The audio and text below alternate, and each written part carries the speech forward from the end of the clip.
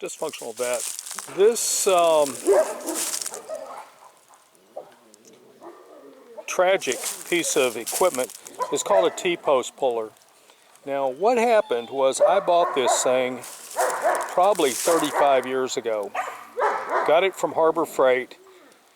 At the time I was cutting trees, and occasionally I would have to remove T-posts from people's yards where I was dropping a tree in order to move a trellis or something like that so it wouldn't be damaged.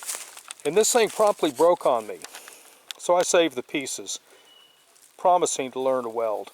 Well, I eventually learned how to weld 25 years later.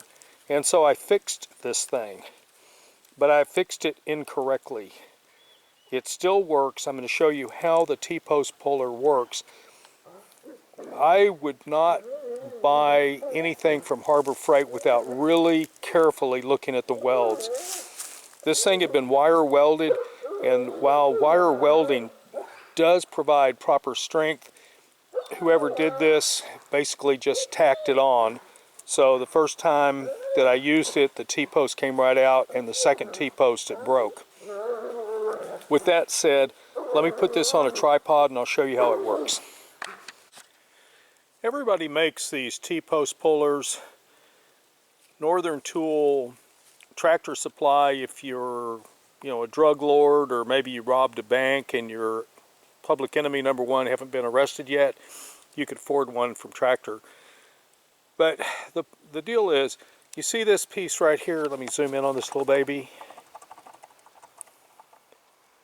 That grabs the tooth, and when you pull down on the handle it lifts. Observe.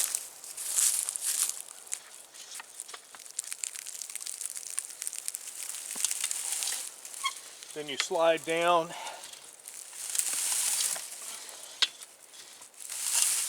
You lift one at a time. And that's how you get the T-post out. It's probably worth your time to have one if you don't have a tractor. And if you haven't seen my video of me trying to turn a tractor over, I don't think you can turn a tractor over with a T-post. There's just not enough friction on it.